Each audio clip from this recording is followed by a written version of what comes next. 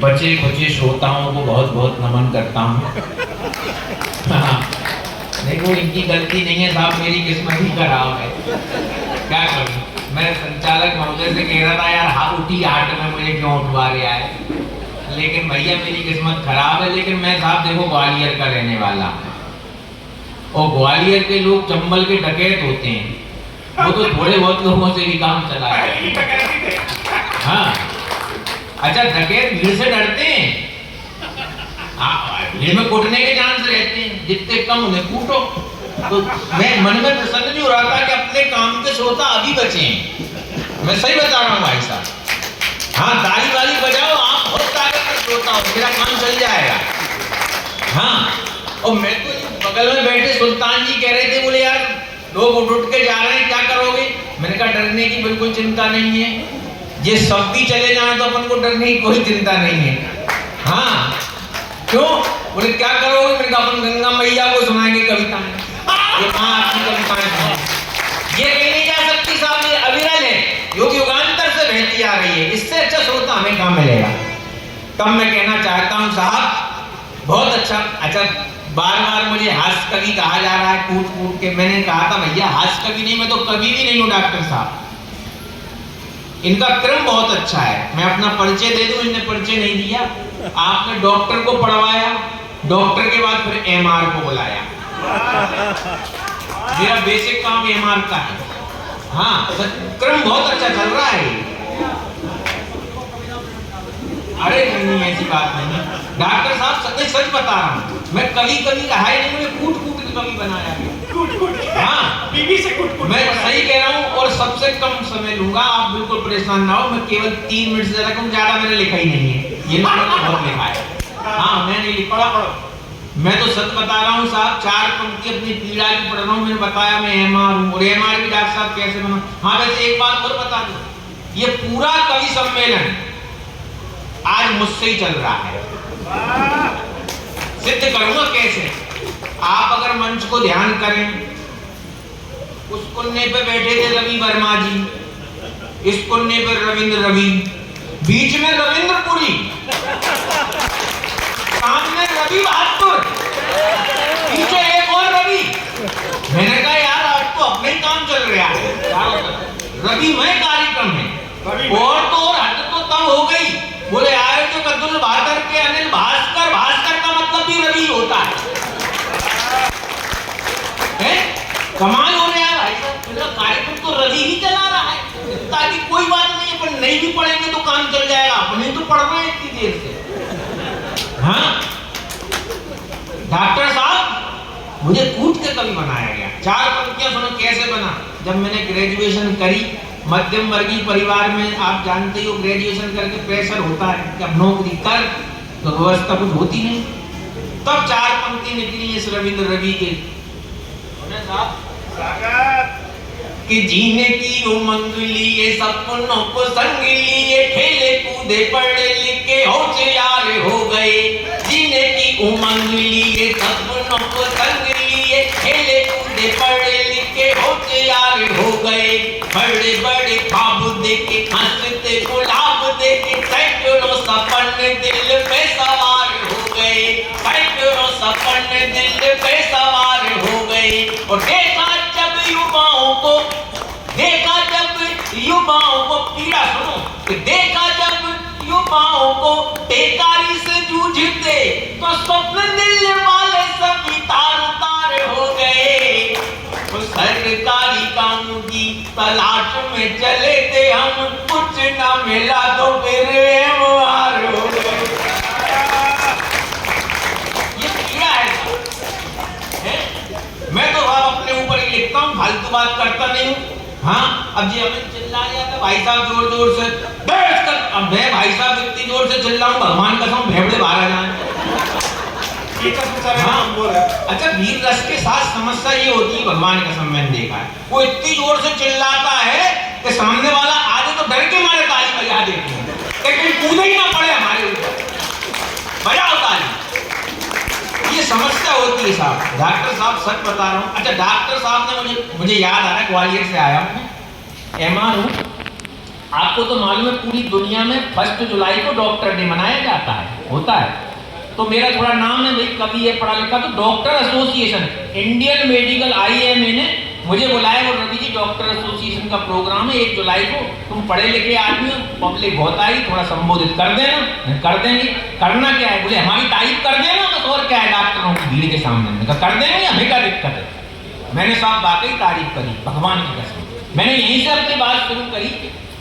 मैंने कहा बहनों भाइयों, बहुत ऑडिटोरियम भरा हुआ था, डॉक्टर साहब सच्ची बता रहा हूँ, बहनों भाइयों, ये डॉक्टर जो है ये धरती पे भगवान का अवतार है, इससे अच्छी तारीफ और क्या हो सकती है, साक्षात भगवान। ये डॉक्टर जो है धरती पर भगवान का अवतार है डॉक्टर साहब। इसलिए आपको कभी भी डॉक्टर के पास जाना पड़े तो ये सोच के जाना कि भगवान के पास जा रहे हैं।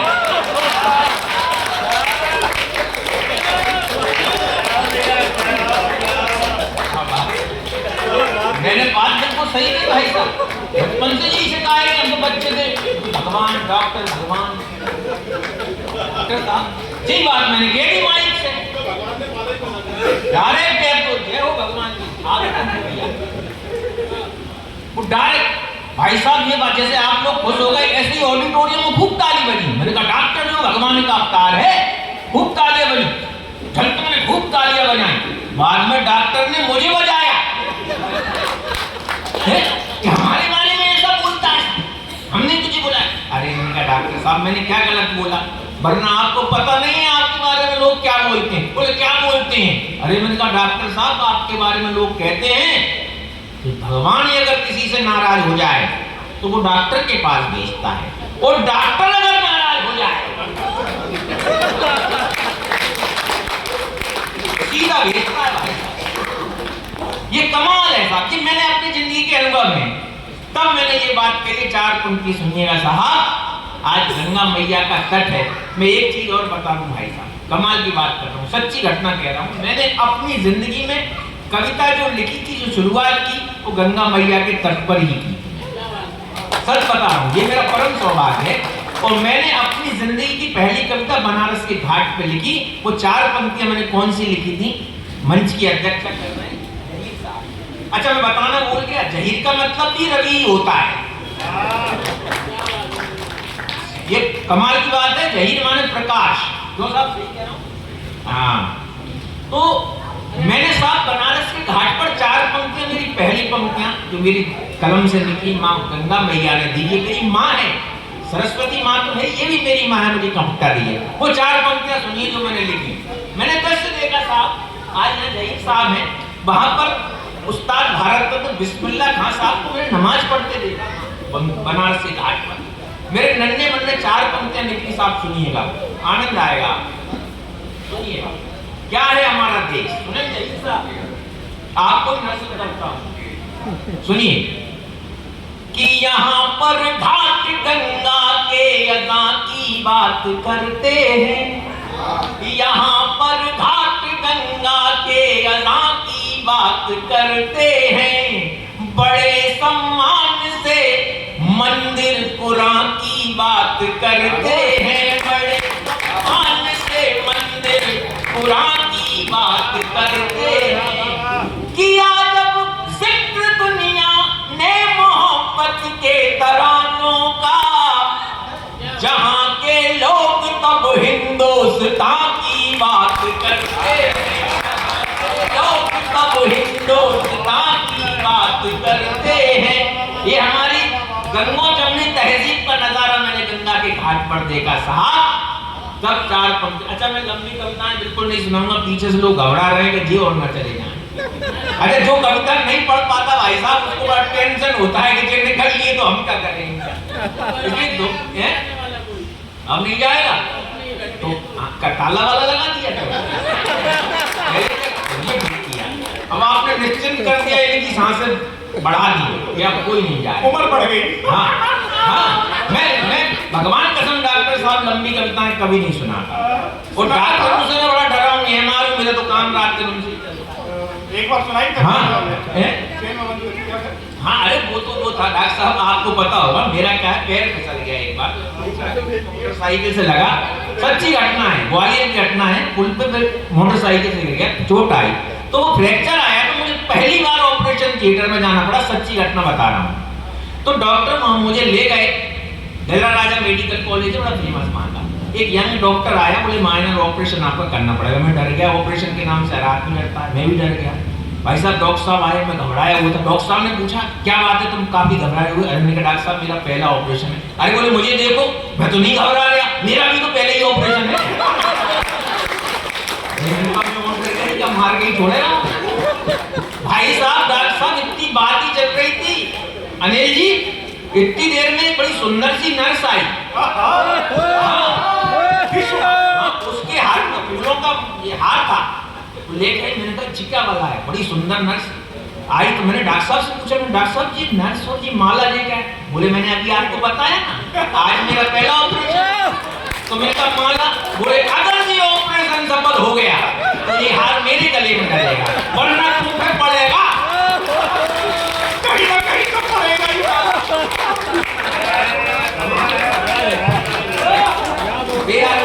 ये कभी कभी प्रोफेशन भी कविताएं देता है, सच बता रहा हूँ आपको। 4 पंक्तियां मैं देना चाहता हूँ माँ गंगा के तट पर, क्योंकि हमारे हमको वरिष्ठ कवियों को सुनना है। आनंद लीजिए साहब, मेरा मन है कि मैं वो कविता आपको सुनाऊं जो मैंने गंगा के तट पर बैठकर लिखी। छोटी छोटी कविताएं आपको आनंद देनी, दावे के साथ कह रहा हूँ। लंबी कविता मैं सुनाता भी नहीं हूँ, मेरी आदत है, लंबी कविता सुनाना भी नहीं चाहिए, जुर्म है, जुर्म, हाँ पाप है, पाप है, इसलिए छोटी छोटी कविता सुनाओ।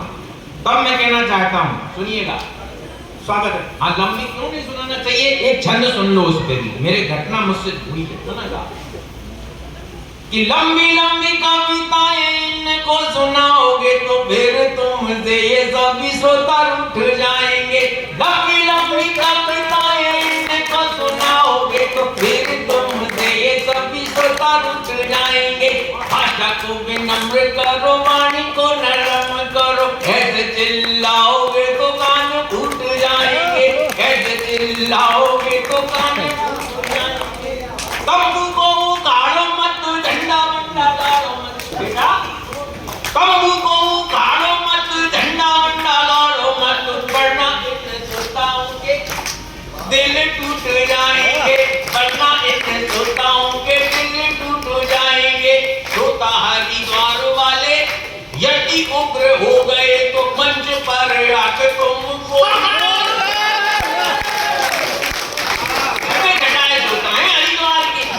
मैं तो काफी डरा हुआ हूँ, इसलिए छोटी छोटी पंक्तियों से काम चला और निकल लो। हाँ काय पुलिस के हाँ, तब मैं कहना चाहता हूँ डॉक्टर साहब जा रहे हैं जरूरी काम से, अच्छा सामने। तब मैं कहना चाहता हूँ साहब आनंद आ गया, कितना बढ़िया आप लोग सुन रहे हैं। वो हमारे यहाँ में एक बहुत अच्छी बात कही है, अब मुझे विश्वास हो गया कि वास्तव में कविता सुनने इतने ही लोग आए थे, काम के तो यही है, इतने थे तब मेरी इतनी ताली जो इनने बजा, तो फिर यही है अपने काम, इनको प्रणाम करता हूँ। इन्हीं की पूजा कर रहे थे भैया, इन्हीं की पूजा करनी है। नहीं इनकी अपन एक तस्वीर ले चलेंगे सब, ले चलेंगे और एक काम करेंगे, अगले में उठा के नहीं बोले चलते। हाँ, नहीं आज मैं घोषणा करता हूँ डॉक्टर साहब, कवि सम्मेलन में पूरी देश सब जगह जाता हूँ, विदेश में भी गया, आज के बाद कवि सम्मेलन कहीं भी होगा श्रोता हरिद्वार से पढ़वाया जाएगा। 4 पंक्तियां मेरा मन है साफ पढ़ने का, हाँ सुनिएगा, आनंद लीजिएगा, बहुत मुझे याद आ रही है, सुनिएगा। हाँ अच्छा क्या है, टक्कर क्या है, ज्यादा ताली बजा मैं भूल जाता हूँ, कभी डर जाता हूँ, डर लगता है। सुनिएगा चाहता मैं आपको नजर करता हूँ साहब, कहीं कविता गंगा के घाट पर आप 4 पंक्तियां सुनिएगा, आनंद लीजिएगा। मेरी माताएं बहनें बैठी हुई हैं, असल में प्रेशर ये है कि कम पढ़ो, आज मैं टेंशन में, मेरी मेरा क्रम बिगड़ गया, आदि तो भूल गया मैं कविता, प्रेशर नहीं होना चाहिए। तब मैं सुनाता हूँ, सुनिएगा। हाँ जीवन का उद्देश्य क्या होना चाहिए, सुनिएगा। अब मैं बड़ी काम की पंक्तियां सुना रहा हूँ, हालांकि वे भी काम की ही थी, सुनिएगा। कि तू कलियों और फूलों की अदाएं साथ में रखना, ये उद्देश्य होना चाहिए जीवन का, कि तू कलियों और फूलों की अदाएं साथ में रखना, जो देखे दूर तक ऐसी निगाहें साथ में रखना। सफर कैसा भी हो पूछेगी खुद मंजिल पता तेरा, तू बस अपने बुजुर्गों की दुआएं साथ में रखना, तू बस अपने बुजुर्गों की। अब क्यों रखना साहब? जनाबे साहब यही साहब मैं आपको काम करता हूँ, और आप सुनिएगा मेरी 4 पंक्तियां, और इस नाचीज की अगर मैंने लिख दी हूँ बुजुर्ग क्यों? बुजुर्ग नहीं है, अरे बुजुर्ग मैंने कब कहा है? ये तो नौजवान है। नौजवान है। हाँ, नौजवान बुजुर्ग है। नौजवान ही है वो। असल में क्या है कि नौजवानों की अपनी पीड़ा होती है साहब। हाँ, नौजवान ही है वो। तो मैं कभी कहता ही नहीं बुजुर्ग किसी से कुछ। नौजवान, कोई भूतपूर्व नौजवान। अभी मैं बैठा था तो सब समस्याएं वही होती हैं साहब। जमाना कुछ भी निकल जाए, मोहब्बत की बात हो रही थी। मोहब्बत हर आदमी के जहन में ताउम्र रहती है, उसको एक पछतावा भी होता है। हर जितने बैठे सबकी कहानी होती है। मैंने 4 पंक्ति लिखी थी, लाइटर मूड की सुन लो, फिर मैं वैसे सुनाऊंगा। मुझे याद आ गई कॉलेज के जमाने की, वो सुना देता हूँ। रही साहब बैठे हैं, इनको नजर करता हूँ कि साहब, अरे नहीं सब बैठे हैं, सब तो कहीं जाएंगे ही नहीं, ताला लग गया, अपना जाएंगे। जो जा सकता है उसके बारे में चिंता रहती है, सबसे बुजुर्ग यही है, तो जा कौन सकता है? फिर से बुजुर्ग है। तो मैं सुनाना चाहता हूँ साहब, आंटी बहुत कुटे। अरे सुनो मस्त पंक्तियां, क्या पीड़ा होती है मनुष्य की, कि वो गालों की चमक, होंठों की लाली याद आती है। हर आदमी की पीड़ा होती है ये। हाँ, कि वो गालों की चमक, होंठों की लाली याद आती है। पहनती थी जो कानों में वो बाली याद आती है। पहनती थी जो कानों में वो बाली याद आती है। लिखी थी जो मेरी तकदीर में वो मिल गई मुझको, मगर अब भी वही कॉलेज वाली याद आती है। मगर पीड़ा है लोगों को। अब घूम रहे हो, घर जाना है। पीड़ा है, सबसे ज्यादा तालियां इसी में बजी हैं। इसका मतलब लोग जी रहे हैं इन पंक्तियों में। रविंद्र भाई, घर जाना है, भाभी देख रही है। अरे भाभी देख रही है तो क्या दिक्कत है? और भी तो देख रही होंगी। ऐसा नहीं है यार, ये एक चक्कर में कितनी थी उनको छोड़ दें। हम भी कह रहे भाभी देख हैं। हाँ नहीं साहब, मैं सच बता रहा हूँ। असल में होता क्या है कि मोहब्बत तो होना ही चाहिए। मैं गंगा को नमन करता हूँ। मैं 4 पंक्तियां सबके लिए समर्पित करता हूँ। सुनिएगा, क्योंकि समय की सीमा है। सुनिएगा साहब, बुजुर्गों की दुआएं याद रख। क्यों रखना था मैं बता रहा हूँ डॉक्टर, सुनिए। और आप सबने इन पंक्तियों को भी जिया है कि बहा, और जीना चाहिए। अगर नहीं जियोगे तो पछताओगे। जिंदगी में कुछ भी बन जाना, पर मेरी इन पंक्तियों को याद रखना। बहुत संजीदा पंक्तियां दे रहा हूं कि बहारें लाख हों पर पतझड़ों को भूल मत जाना। बहारें लाख हों पर पतझड़ों को भूल मत जाना। और बुलंदी पाके तू अपनी जड़ों को भूल मत जाना। बुलंदी पाके तू अपनी जड़ों को भूल मत जाना। दुआ करते हैं ये अक्सर तुम्हारी कामयाबी की। क्या बात है, क्या पंक्ति है। कभी भी भूल कर अपने बड़ों को भूल मत जाना। कभी भूल कर अपने बड़ों को भूल मत जाना। कविता होनी चाहिए। मैं इतनी देर से सोच रहा हूँ कि इस कविता के मंच पर कविता होना चाहिए माँ गंगा के घाट पर। तब 4 पंक्तियां और आपको लगे कि रवि ग्वालियर से आया था, कुछ कह गया था। अगर कविता कहीं हो जाए तो मेरा हौसला बढ़ा देना। सुनिएगा, मैं हिम्मत करके पढ़ने की कोशिश करता हूँ साहब। सुनिएगा कि सभी को इस जमाने में सभी चीजें नहीं मिलती। लेकिन क्यों नहीं? जिंदगी का सच में आध्यात्मिक नगरी में ये पंक्तियां पढ़ने का साहस कर रहा हूं, मेरा हौसला बढ़ाना। सुनिएगा साहब, सुनिए, निवेदन कर रहा हूं कि न धन दौलत न ये शोहरत न ये दरबार जाएगा, न धन दौलत न ये शोहरत न ये दरबार जाएगा। तेरे अंतिम सफर में संग तेरा किरदार जाएगा, तेरे अंतिम सफर में संग तेरा किरदार जाएगा।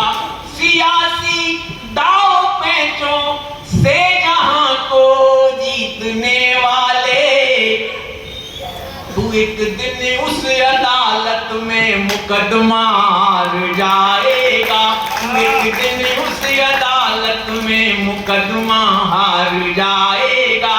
क्यों हारेगा? अब वो पंक्तियां हैं।